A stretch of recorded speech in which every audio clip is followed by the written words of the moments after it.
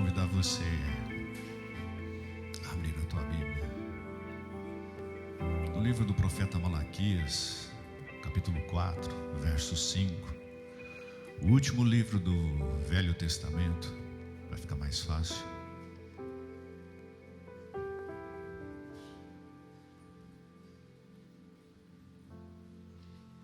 Malaquias capítulo 4, versos 5 e 6, que diz assim: Eis que eu vos enviarei o profeta Elias, antes que venha o grande e terrível dia do Senhor.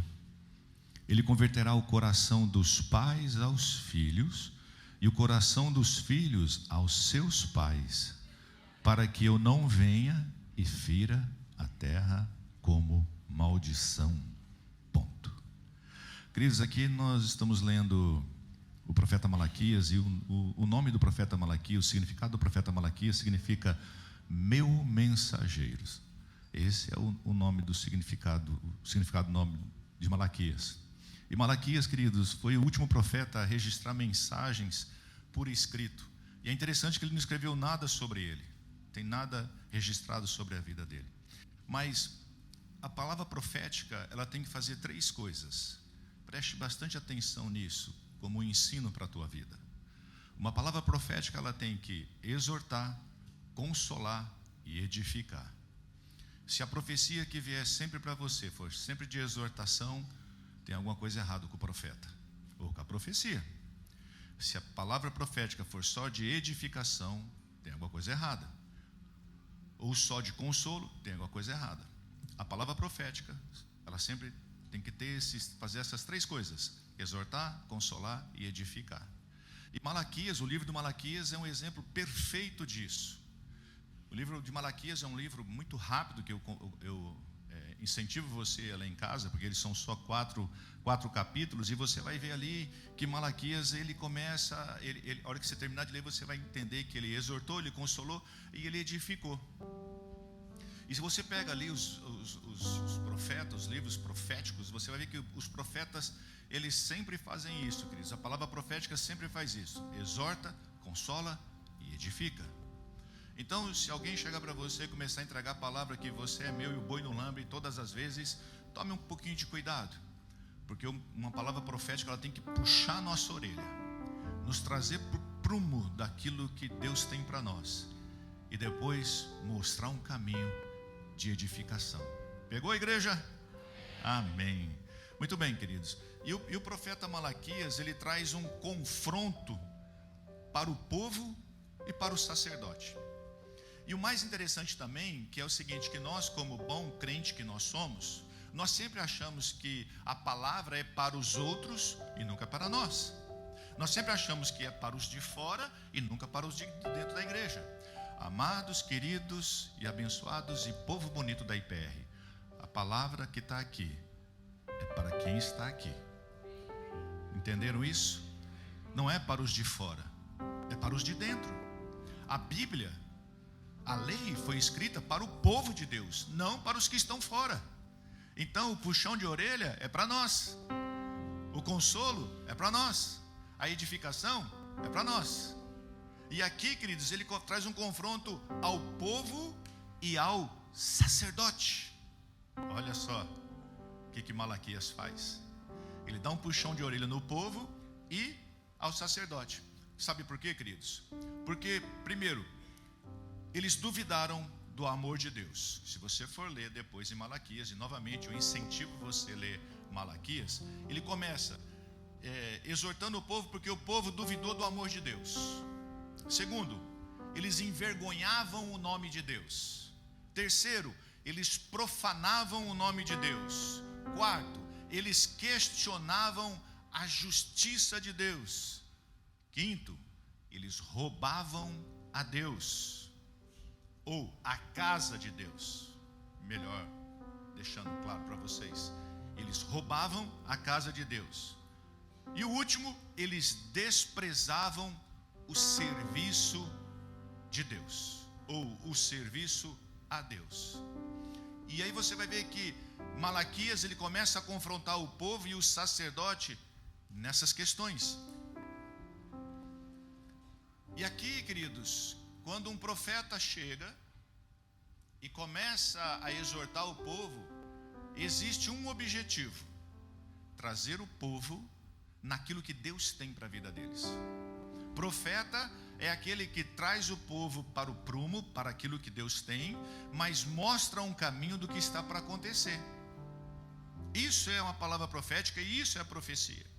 E o povo aqui estava desviado da presença de Deus, o povo estava preocupado com as coisas, o povo começava, se você voltar comigo um pouquinho ali, no livro de Malaquias, fica muito fácil. Malaquias capítulo 1, verso 2 diz assim: eu vos tenho amado, diz o Senhor, mas vós dizei, em que nos tem amado? Olha só, o Senhor diz, eu tenho amado vocês. E Ele diz assim, o que vocês têm, o que o povo diz? No que o Senhor tem me amado? No quê? Olha como é que nós estamos, olha o que nós estamos passando. O verso 6: o filho honra o pai e o servo ao seu senhor. Se eu sou pai, onde está a minha honra? Quem está falando isso aqui, queridos? Deus ao povo. Verso 7: ofereceis sobre o meu altar pão imundo e ainda perguntais, em que temos havido profanado? Verso 13: e dizeis ainda, que canseira me desprezais, diz o Senhor dos Exércitos. Vós ofereceis o dilacerado, o coxo, o enfermo, e assim fazeis a oferta. Aceitaria isso eu da vossa mão, diz o Senhor? Pois maldito seja o enganador, que tendo um animal sadio no seu rebanho, promete e oferece ao Senhor um defeituoso. Porque eu sou o grande rei, diz o Senhor dos Exércitos, o meu nome é terrível entre as nações. Capítulo 2, verso 1: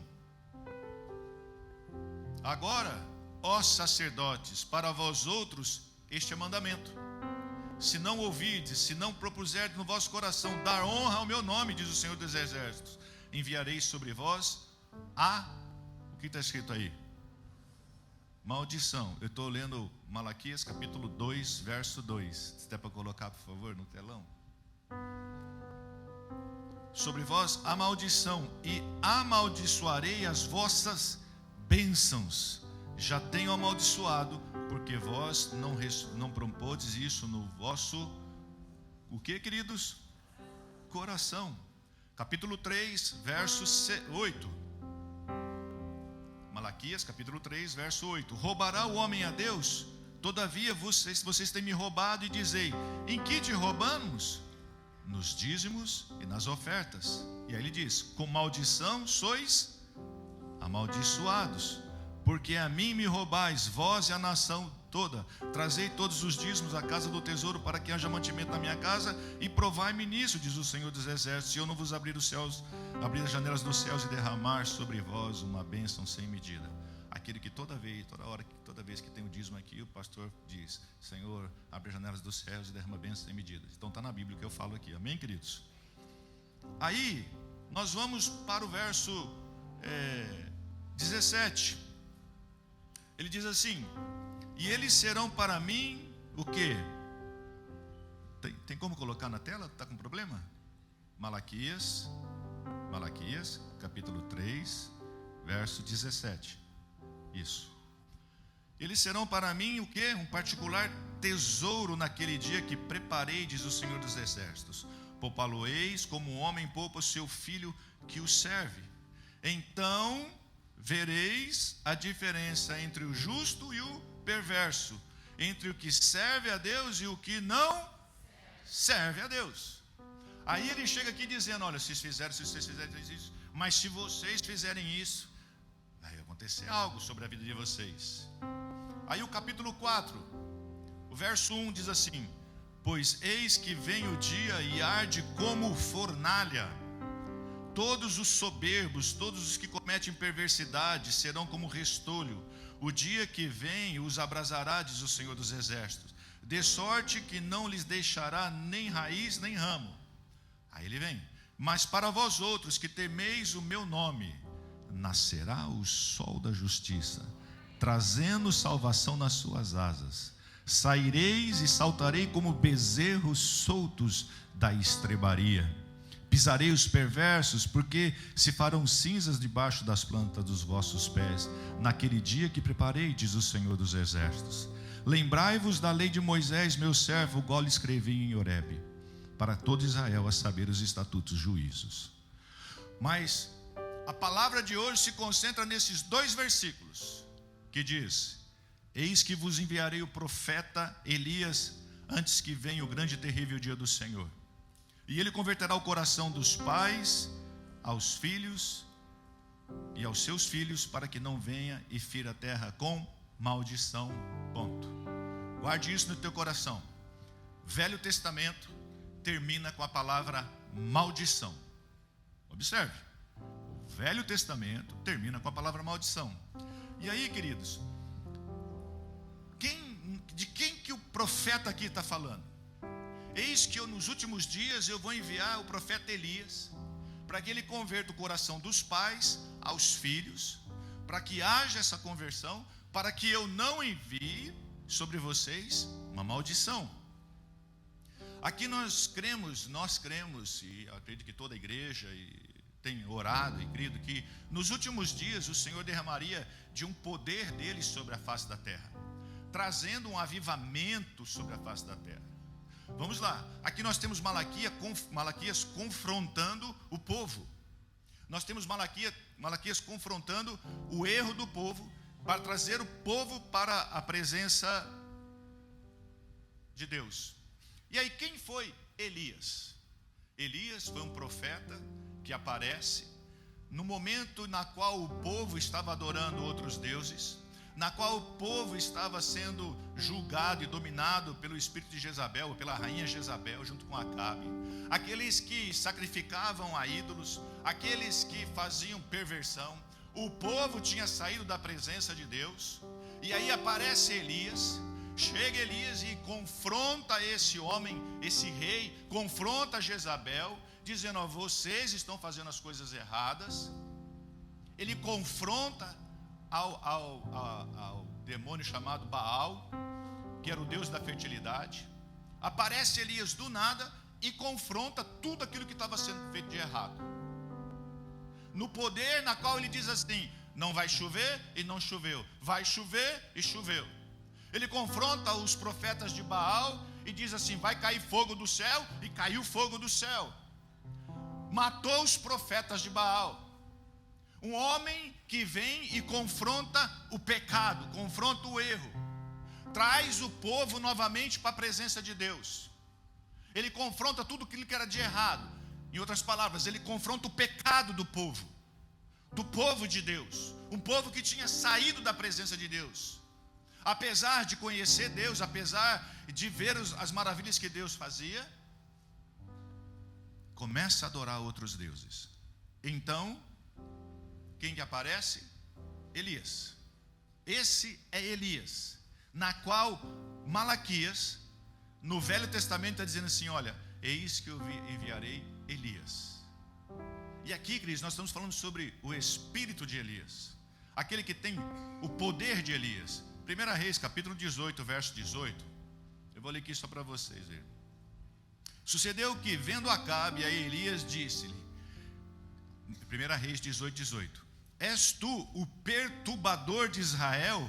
Então disse ele: eu não tenho perturbado a Israel, mas tu e a tua casa de teu pai, porque deixaste os mandamentos do Senhor e seguistes a Balaim. Agora, pois, manda reunir-se a mim todos no Monte Carmelo, como também os 450 profetas de Baal e os 400 profetas de Aserá, que comem da mesa de Jezabel. Então Acabe convocou todos os filhos de Israel e reuniu os profetas no Monte Carmelo. Então Elias se chegou a todo o povo e disse: até quando cocheareis entre dois pensamentos? Se o Senhor é Deus, vocês vão seguir, mas se é Baal, segui a Baal. Porém o povo nada respondeu. Elias chega para o povo e fala assim: olha, se Deus é Deus, vocês vão seguir Deus. Agora vocês vão parar de ficar no meio do caminho. Ou vocês seguem a Baal, ou vocês seguem a Deus. Um profeta, verdadeiro profeta, queridos, não fica no meio do caminho. O verdadeiro profeta confronta o pecado. O verdadeiro profeta fala a verdade.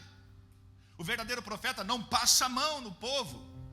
O verdadeiro profeta não está sendo julgado, manipulado por reis, por dinheiro, por fama, por poder, por status. O verdadeiro profeta fala aquilo que Deus mandou falar e confronta o povo naquilo que está errado. A igreja está entendendo isso ou não? Então fala um amém para mim. Eita glória, vocês estão com uma cara que está me deixando até preocupado. Então Elias profetizou e não choveu. Elias orou e caiu fogo do céu.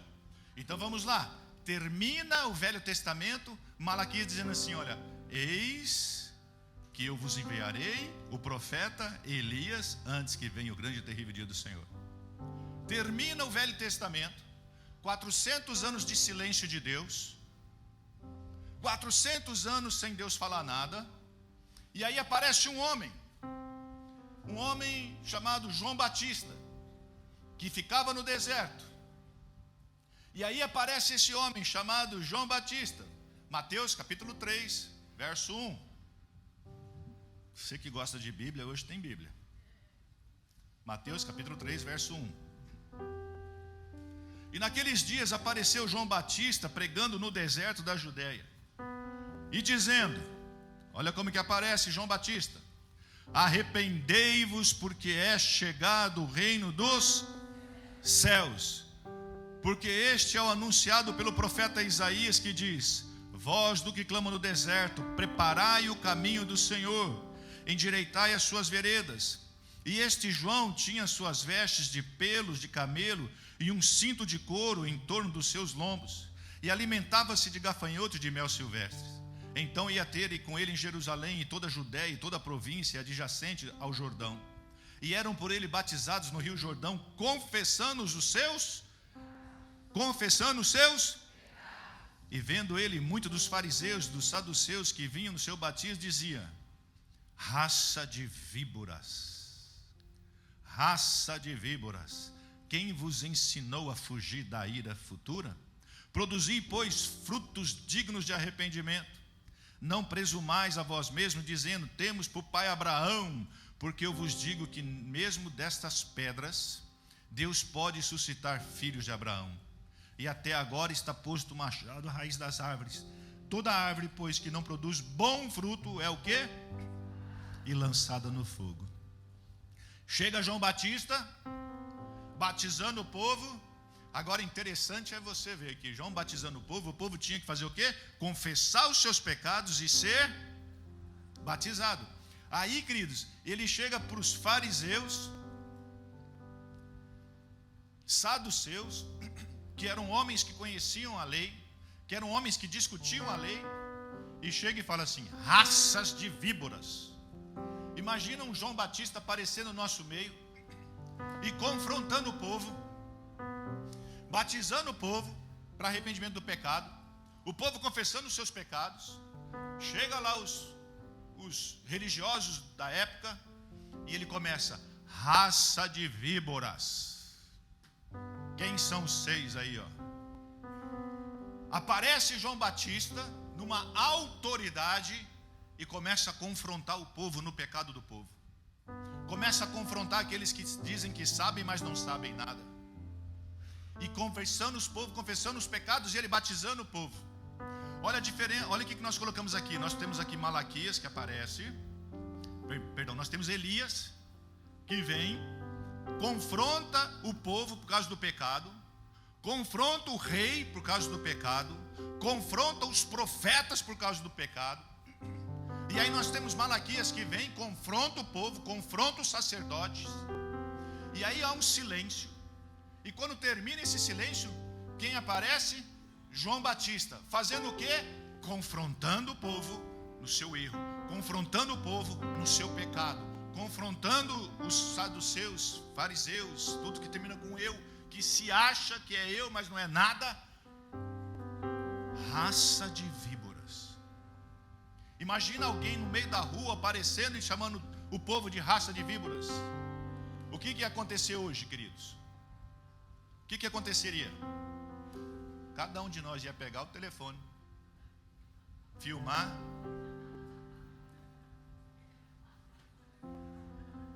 e botar no Instagram. Mais um doido que aparece. Sim ou não? Mas ele chega ali e começa a confrontar. João Batista começa a exortar o povo do seu pecado. Só que João Batista faz algo. Ele começa a anunciar que Jesus estava vindo. Ele começa a anunciar que estava chegando o Messias. Ele começa a exortar o povo para que o povo venha com arrependimento. Ele começa a anunciar dizendo assim: está vindo. O Messias está chegando. O Messias está vindo. O Messias está chegando.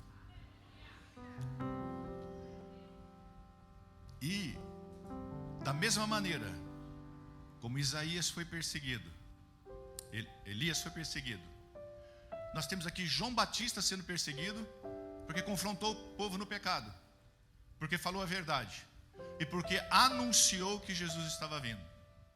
Olha o que aconteceu com João Batista. Marcos capítulo 6, verso 17.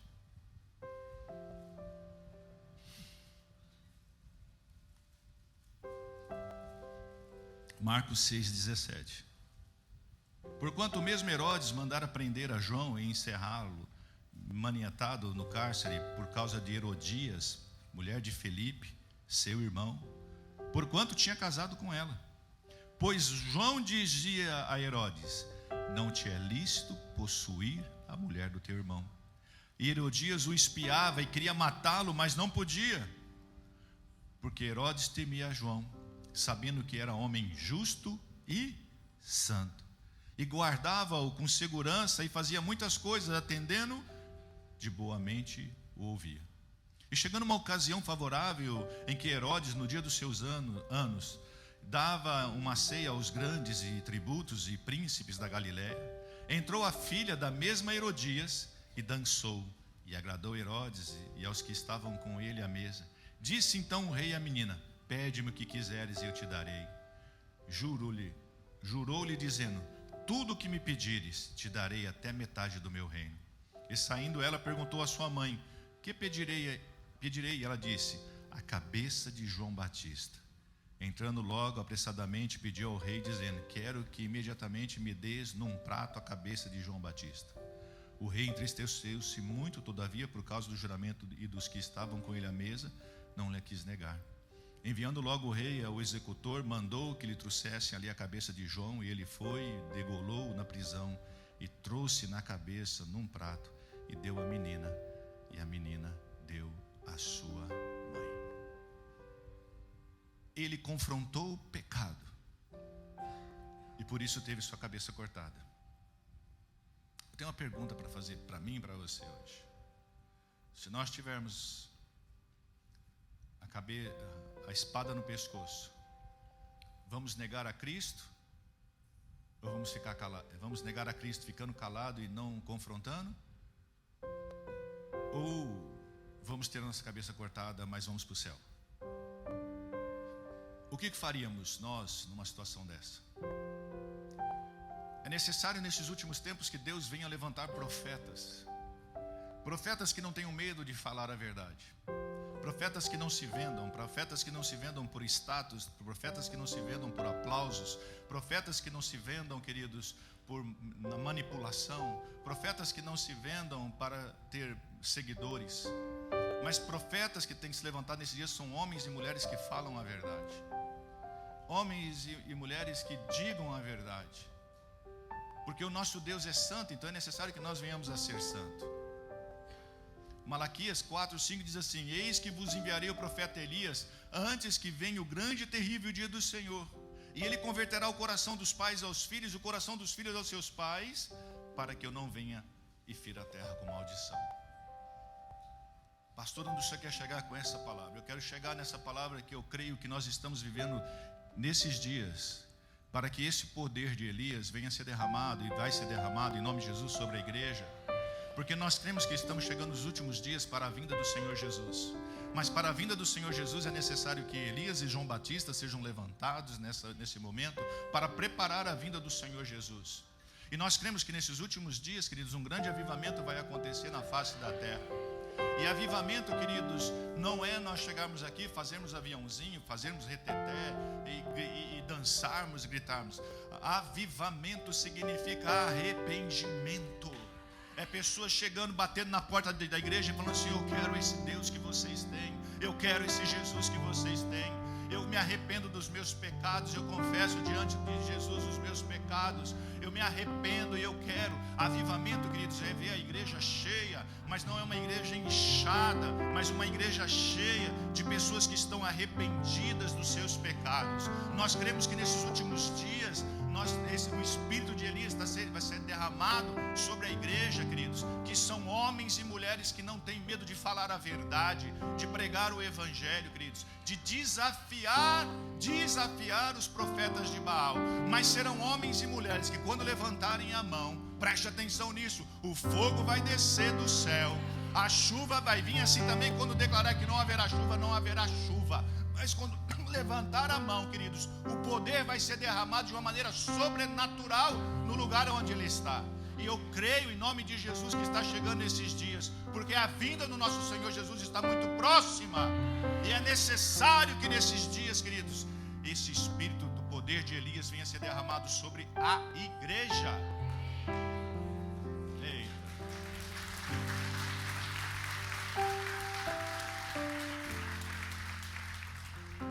Existe uma palavra, uma promessa, e eu creio na promessa de Deus, porque eu creio que está escrito na palavra de Deus, a promessa é a vida, e eu tomo posse. Joel capítulo 2, verso 28. Leia comigo, queridos.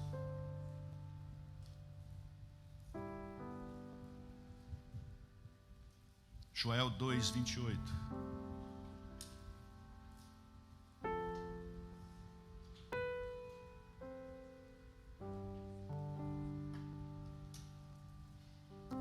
Uma promessa, e eu tomo posse dessa promessa sobre a vida dessa igreja. Eu tomo posse dessa promessa sobre a minha vida. E eu quero viver isso, eu quero viver isso, eu quero viver isso, eu vou viver isso nessa igreja. E há de ser, diz o Senhor, que depois derramarei do meu espírito sobre toda a... Não é sobre A, B, C ou D. É sobre toda a carne que estiver reunida num lugar.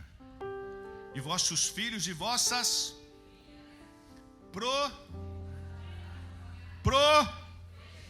diga, agora os velhos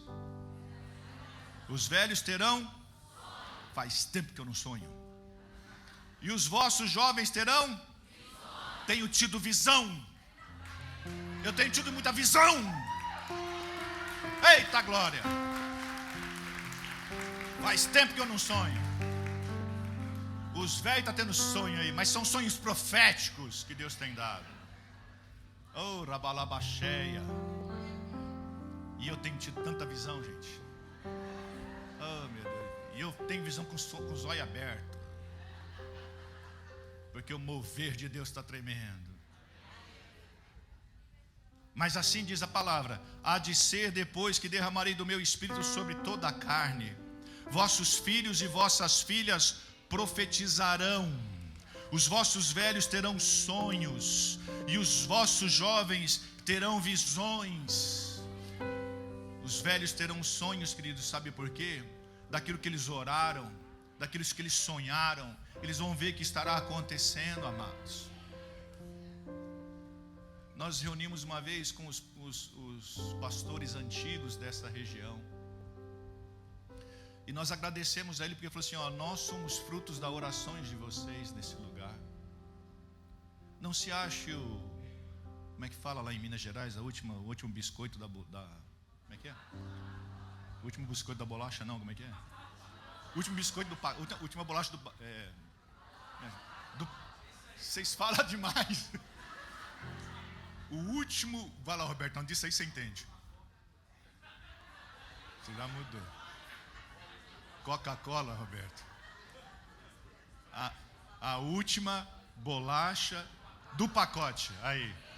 Não se ache a última bolacha do pacote, achando que você é alguém. Alguém chorou de joelho no chão para que hoje nós pudéssemos estar aqui, queridos. Há 20 anos atrás, quando nós chegamos aqui, queridos, nós escutamos muito. Esse lugar é cemitério de igreja. Quem já escutou isso aqui? Os antigos? 1, 2, 3, 4, 5, 6, 7, 8. Tem gente antiga aqui. Nós escutávamos isso. Escutei 2 vezes. E uma vez chegou para mim e falou assim: ó, pastor, esse lugar aqui é cemitério de pastor, viu? Esse lugar é cemitério de igreja. Igrejas aqui fechavam no inverno, queridos. E não é que nós somos bom, não. Foi oração, choro de muitos aqui nesse lugar. Oração de homens e mulheres de Deus nesse lugar que oraram pelo Cape. Nós somos fruto de oração de alguém. Você é fruto de oração de alguém. Quando você encontrar com um dos antigos americanos, quando nós fizermos aqui o Glory of God, sabe? Venha. Você vai ver aqui os pastores americanos de cabecinha branca. Chegue até ele, agradeça a ele pela oração dele, que é a permissão de Deus trazer você para esse lugar.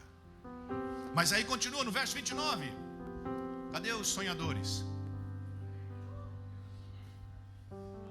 Cadê aqueles que estão tendo visão? Cadê aqueles que terão, que vão profetizar? E também sobre os servos, sobre as servas, naqueles dias derramarei do meu espírito, e mostrarei prodígios no céu e na terra, sangue, fogo e colunas de fumaça. O sol se converterá em trevas e a lua em sangue, antes que venha o grande e terrível dia do Senhor. O céu se converterá em trevas e a lua em sangue, antes que venha o grande e terrível dia do Senhor. E há de ser, agora, o avivamento. Agora, o avivamento. E há de ser que todo aquele que invocar o nome do Senhor será salvo.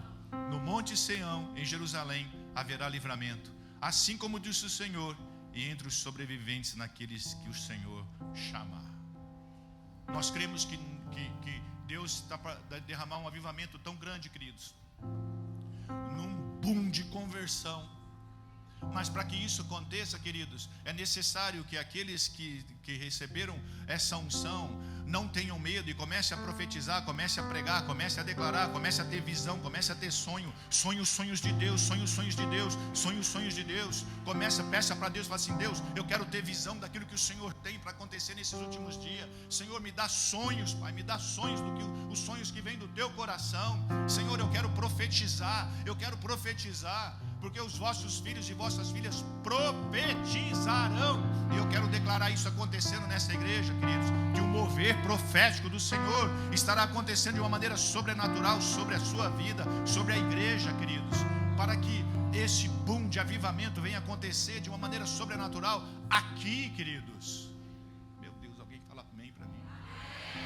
Fala: eu concordo, pastor. Eu creio, pastor. Vai acontecer desse jeito. Diga assim: que esse poder de Elias. Presta atenção agora que você vai. Você não assina contrato antes de não ler, não, tá? Primeiro você lê o contrato. É igual eu orar em línguas aqui, você fala amém. Você nem sabe o que eu falei, você está amém, Senhor. Se alguém orar em chinês, você vai falar amém? Você não sabe. Então, quando alguém orar em línguas, primeiro você interprete, para depois você falar amém. Vai que ele está xingando você, bobo. E você: é verdade, Senhor, e chora. É mesmo, Deus. Senhor, eu quero que esse poder de Elias venha a ser derramado sobre a minha vida.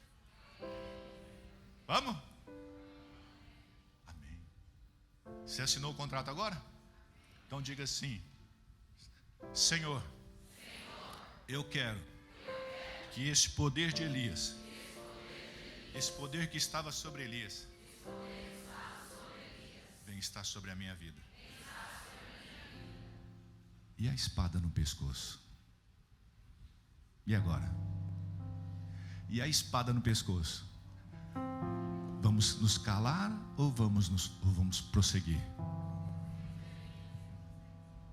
Estejam preparados também para um grande momento de perseguição.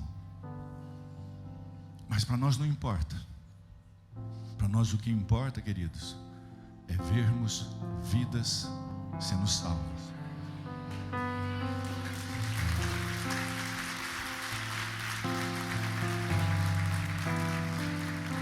E esse mover de Deus, esse mover do sobrenatural de Deus, esse mover do sobrenatural de Deus, esse poder de Elias, ele está para acontecer e está muito próximo.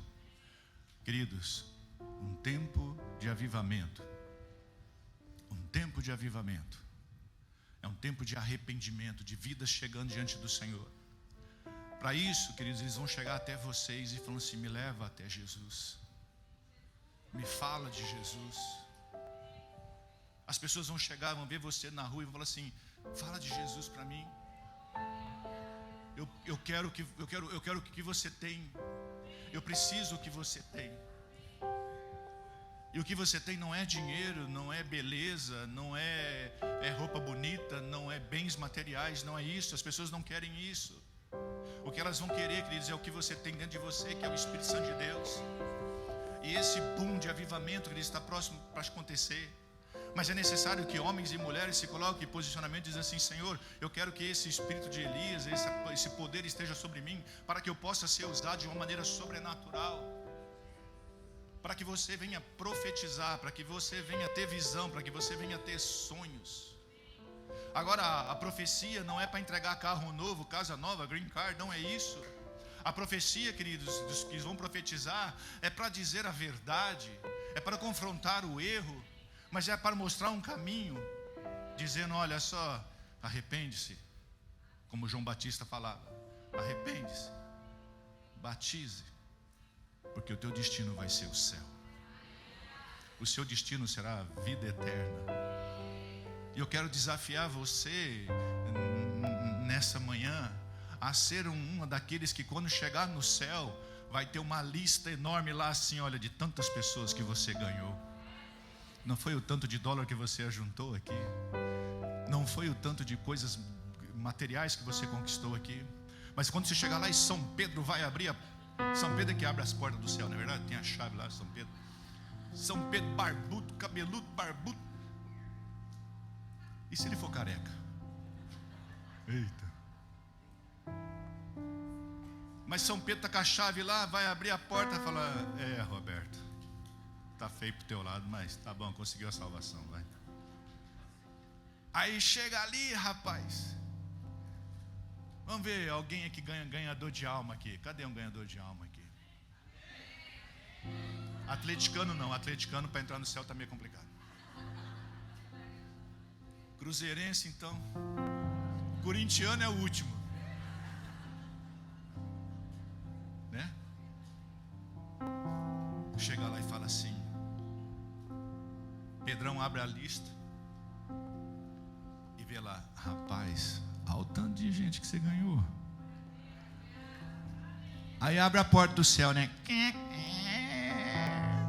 Você entra, aquela fumaça, né? Eita, vocês nunca sonharam com o céu, não? Entra lá, aí aqueles que você ganhou tá lá. E aí, esse aí foi eu ganhei para Cristo, ó. Olha lá, ó. Aquele lá também. Vocês agradecem aí a Deus aí que fui eu, viu? E aí Jesus falando assim: bem-vindo, entrai. O próprio Jesus recebendo você, né? E ele vai falar: porque você orou em línguas, porque você profetizou, porque você expulsou demônios. Que corre o risco de falar assim: eu nem te conheço. Mas para aqueles, queridos, que ganhou almas, que pregou o evangelho, já pensou entrando no céu lá? A lista. E eu quero desafiar você nessa manhã. Quantos gostam de desafio aí? Vamos entrar numa imersão.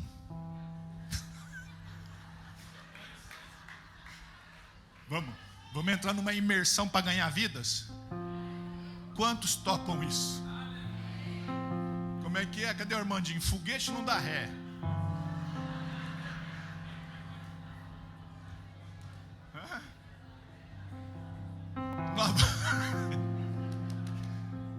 Nós vamos entrar no desafio de ganhar almas. É isso que vai estar no nosso coração. Porque eu quero que essa unção esteja sobre a minha vida, esse poder de Elias esteja sobre a minha vida. Queridos, o mais interessante, quando você começa a ver a palavra de Deus, o Velho Testamento termina assim. A última palavra do Velho Testamento termina com maldição. Está aí na tua Bíblia, não? Sim? O Velho Testamento termina com a palavra maldição, mas o Novo Testamento, nós vamos ler lá assim: nunca mais haverá maldição. Apocalipse capítulo 22, verso 3. Louvor pode subir, por favor. E ali, Apocalipse 22, 3. E ali, nunca mais haverá maldição contra ninguém. Ali nunca mais haverá maldição contra ninguém. Nela estará o trono de Deus e do Cordeiro, e os seus servos o servirão. A promessa de Deus é que toda maldição venha a ser quebrada. Pois quando o sol de justiça nascer, será tempo de fogo e de bênção. Fogo para os que rejeitaram, mas bênção para aqueles que creram nele. Então, novamente, eu desafio você a ser um ganhador de almas. Eu desafio você a tirar o maior número de pessoas do inferno, do fogo. Porque para nós, queridos, existe uma última palavra, na qual termina o livro de Apocalipse. E para você, a última palavra pode ser de salvação ou de julgamento, com o fogo de justiça. Mas nós somos aqueles que ganhamos almas. Nós somos aqueles que profetizamos.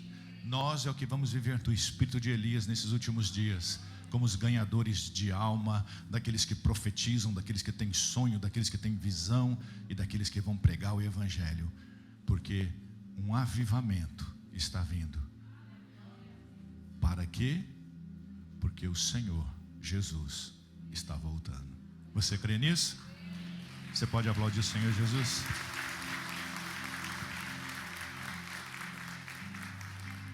Nós vamos estar preparando a nossa Santa Ceia, amado.